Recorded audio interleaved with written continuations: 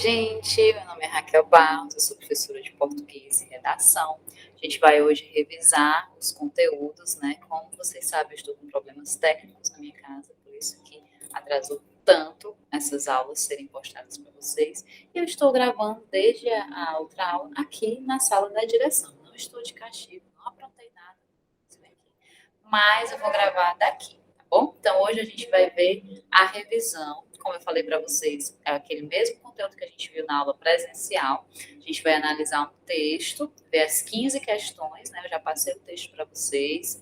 Tem aqui no próprio site, vou mostrar para vocês. Tem lá a opção de vocês abrirem com as explicações, mas eu só postei para vocês digitarem as respostas. Dessa vez não é de marcar, mas a gente já viu esse texto na aula presencial e vocês já levaram para casa para já irem fazendo. Então, aqui no site é só para você postar a resposta. Ou, se você preferir, você escreve no caderno e me entrega na aula presencial, tá bom? Agora eu vou corrigir com vocês, porque vocês vão fazer a prova que está aqui embaixo. A prova vai ser de marcar, mas vai ser bem parecida com a revisão, tá? Vou colocar um texto e você vai analisar algumas características no texto das 5 competências, tá bom? Vou corrigir aqui com vocês, vou projetar a tela, só um minutinho. Então, vamos lá. A gente tem aqui a atividade 5, que é a revisão. Olha, nessa parte aqui está o link do material de apoio, que é o mesmo material que vocês têm impresso em casa, que veio para a aula presencial, tá bom? Mas vocês têm acesso a ele por aqui. Então, na atividade, analisaremos o texto de acordo com cada competência. No material de apoio, você encontra todas as definições e explicações que precisa para responder as perguntas. A gente já analisou esse texto de forma presencial, então eu vou só ler para vocês e a gente vai responder as questões juntos, tá bem? A gente ainda está falando sobre esse tema para aprofundar bem, para vocês saberem como escrever, mas nas aulas seguintes a gente vai procurar outros temas, tá bom? Então, vamos lá. Persistência da violência contra a mulher na sociedade brasileira. Vocês já podem verificar aqui, ó. Apesar de se destacar enquanto potência econômica mundial, o Brasil ainda vivencia problemas sociais arcaicos, como a persistência da violência contra a mulher. Diante da gravidade dessa questão, urge a mobilização conjunta do Estado e da sociedade para o seu efetivo combate. Então, esse daqui vocês já podem ver que é o primeiro parágrafo, é a introdução. Ele faz uma contextualização geral do Brasil em relação ao tema e coloca o posicionamento dela, né? Urge a mobilização conjunta do Estado e da sociedade para o seu efetivo combate. A violência contra a mulher no Brasil está atrelada, entre outros fatores, ao processo histórico do país. A herança do patriarcalismo colonial ainda é sensível em nossa cultura, sendo evidenciada, inclusive, em discursos de várias pessoas públicas, como candidatos à presidência ou à liderança de comissão dos direitos humanos. Mesmo que extremamente retrógrado, o machismo segue sustentando o consciente coletivo de suposta superioridade masculina, e, lamentavelmente, proporcionando a inúmeras mulheres cotidianos humilhantes com afronta aos seus direitos humanos mais básicos. Então, esse aqui é o primeiro parágrafo do desenvolvimento, e ela citou aqui o processo histórico e a herança do patriarcalismo colonial, né? Citação de contexto histórico. É justo reconhecer, então, as iniciativas públicas e privadas que têm como objetivo a develação dessa triste realidade. Por exemplo, a Lei Maria da Penha, em vigor desde 2006, já é um marco democrático para o Brasil, pois contribui exemplarmente à proteção da dignidade e soberania da mulher, em uma tentativa legítima de reverter o cenário violento contra esse gênero. Juizados e várias especializadas nesse âmbito foram criados, denúncias de opressões foram estimuladas, entre outras ações admiráveis. Contudo, isso não tem sido suficiente para anular o número de vítimas. Então, nesse terceiro parágrafo, ainda é o desenvolvimento, ela cita a Lei Maria da Penha, em 2006, que também é um contexto histórico, e cita alguns exemplos que deram certo, né, que estão sendo feitos para poder funcionar, para resolver esse problema. Aí, no próximo parágrafo, que também é desenvolvimento, né? Também é um argumento. Dentre os agentes e impossibilidades do fim desse tipo de agressão, destaca-se a infraestrutura inadequada para esse tipo de investigação de possíveis abusos, apreensão de agressores e sua devida prisão. A falha acarreta constante impunidade e altos índices de reincidência de agressões, que podem se agravar e se tornar fatais. Também a carência de profissionais preparados para acolher a vítima e dar-lhe apoio psicológico. Então, a gente tem aqui a explicação de por que não tem dado certo, né? O que tem acontecido para não funcionar, para não ser solucionado o problema. E aqui, no último parágrafo do desenvolvimento, ele confirma, né? Além disso, o desconhecimento ou até descrédito da população quanto ao amparo jurídico dado às vítimas de violência resulta na escassez de denúncias frente ao real número de agressões. Então, a gente tem aqui 4 parágrafos de desenvolvimento, que ele cita o processo histórico, o patriarcalismo, a Lei Maria da Penha, ele cita aqui alguns exemplos de coisas que deram certo e alguns exemplos de coisas, de motivos de não ter dado certo. Por último, a gente tem a solução do problema. Portanto, que é a conclusão. A gente tem 2 parágrafos de conclusão. Portanto, para que haja o fim desse cenário violento contra a mulher, é imprescindível esforço coletivo.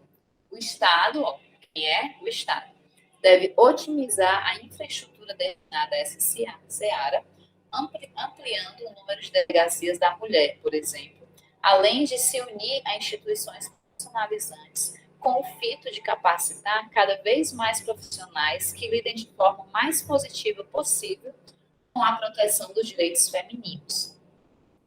População previamente orientada por campanhas públicas e por eventos culturais contribuirá denunciando agressões. A educação é ponto nevrálgico desse processo, de forma que as escolas precisam promover debates e seminários acerca do tema, a fim de consolidar valores morais e éticos nesta geração e nas futuras. Aqui já teria uma conclusão completa, né? Só nessas 3 primeiras frases, como eu mostrei para vocês na aula presencial. E ela colocou mais um parágrafo para fechar com chave de ouro. Através dessas e outras medidas de promoção da cidadania, a sociedade brasileira se tornará cada vez mais sensata e consciente de sua responsabilidade no combate à violência covarde, desproporcional e insustentável contra a mulher. Então, vamos lá para a primeira questão. Encontre no texto pelo menos uma inadequação ou erro gramatical. Esse texto foi nota 1000, então a gente não vê nenhum erro. Até esse aqui, debelação, não é erro. É o Windows que não conhece essa palavra, tá bem? Então, a resposta da primeira questão é não encontramos erros nem inadequações nesse texto, tanto que ele tirou nota 1000. A questão 2 é muito pessoal. Retire do texto 10 palavras que você não conhecia e procure o significado no dicionário. Então, essa questão aqui, a gente vai responder ela presencialmente. Cada um de vocês vai me dizer uma das palavras, vai me dizer o significado no dicionário, posso até imprimir aqui de cada um, e a gente vai conversar em sala, tá? Mas a resposta dela é pessoal, porque algumas pessoas vão escolher umas palavras, outras vão escolher outras palavras. Então, vocês coloquem aqui a palavra e o significado dela no dicionário. Qual é o objetivo disso? Como eu falei para vocês conhecerem mais palavras, aumentarem o vocabulário de vocês. Questão 3. Qual é o tema da redação? É o mesmo tema que a gente vem explorando desde o início. Não, gente, eu não estou com nenhum problema de violência feminina, tá? Me perguntaram isso em sala, eu acho que eu nem entendi. É só para vocês verem o passo a passo de um tema que é necessário para vocês conseguirem fazer uma redação e, por último, uma redação que seja do tema que foi pedido. A partir de agora, a gente vai ver outros temas diferentes, tá bom? Então, qual é o tema? Persistência, violência contra a mulher na sociedade brasileira. Em qual parágrafo o candidato aborda o tema pela primeira vez? No primeiro parágrafo, daqui na linha 2, como a persistência da violência contra a mulher.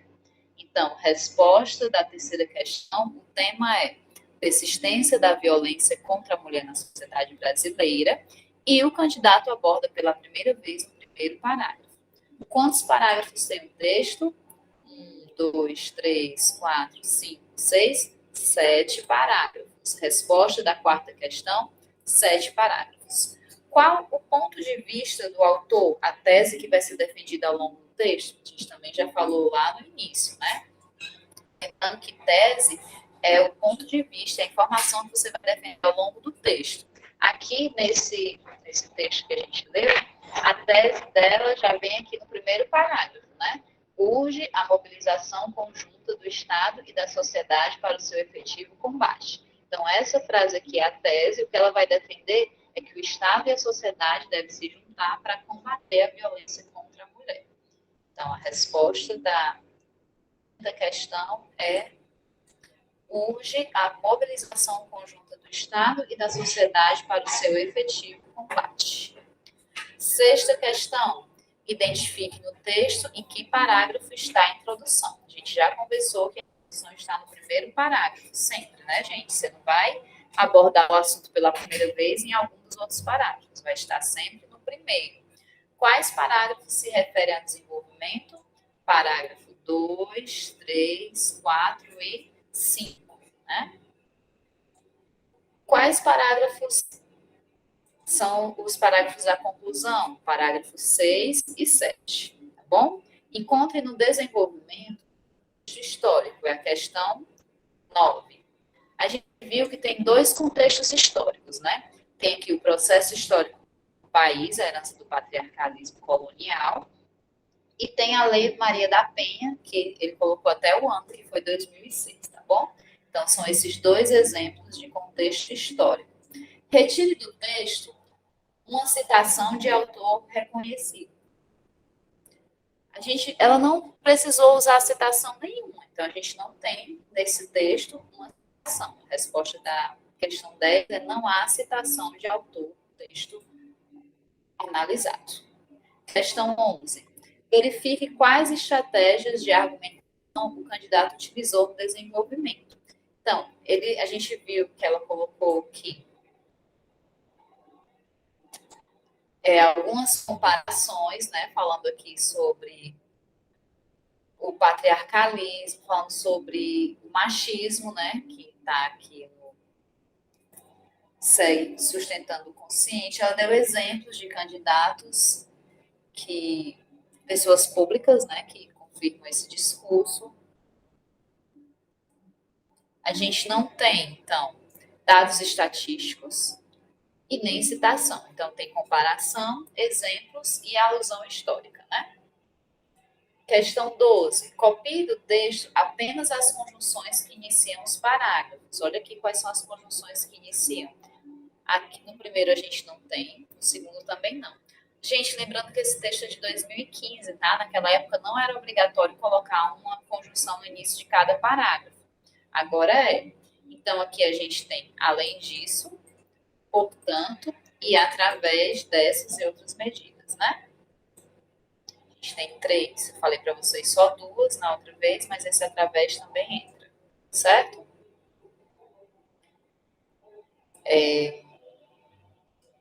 Então, a coesão interparágrafo são essas 3 conjunções. Lembrando que agora vocês têm que colocar uma em cada parágrafo e copiar todas as palavras que servem para ligar as frases dentro do parágrafo. Vamos lá. Diante da gravidade, ou como a persistência entre como candidatos ou a liderança, mesmo que e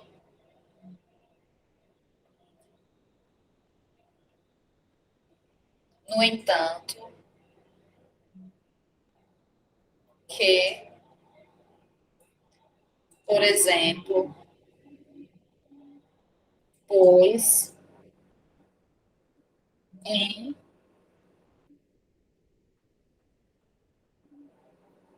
entre outras, contudo, que dentre, né,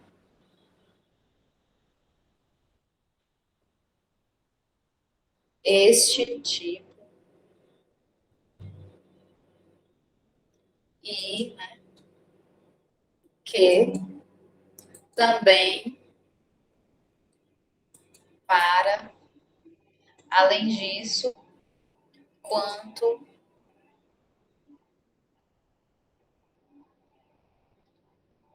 Portanto, para que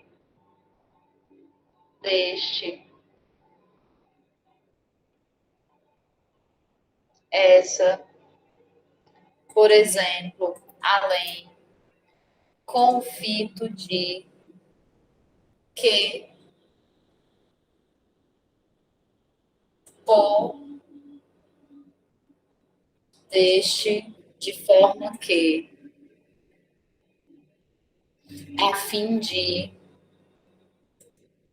através dessas,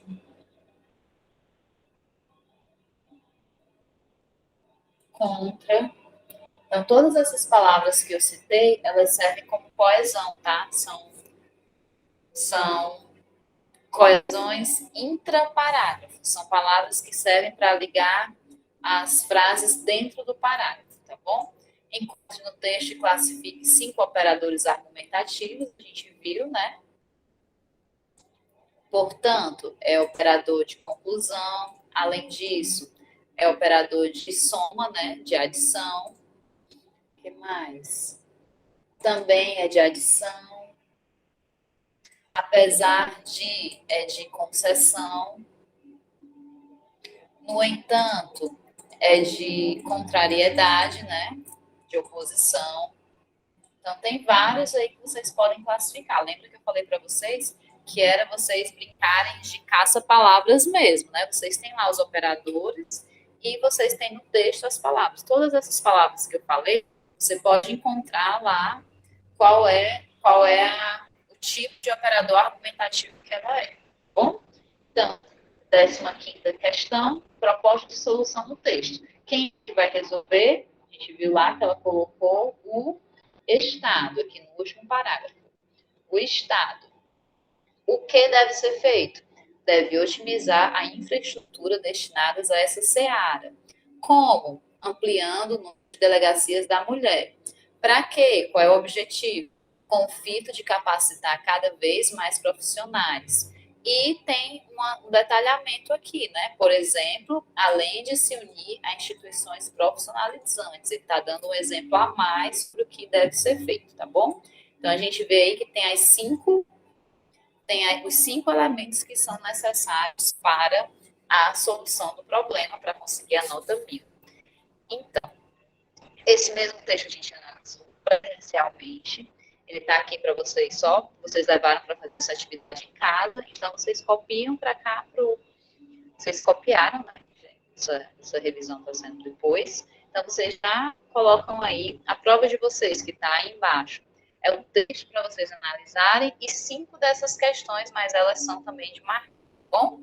Então, boa prova, boa sorte. Espero que vocês estejam bem, que a gente volte logo presencial. O 4º bimestre vai ser maior parte presencial. Graças a Deus, tudo voltando à normalidade, né? Beijinhos, se cuidem. Tchau, tchau. Vou para casa agora.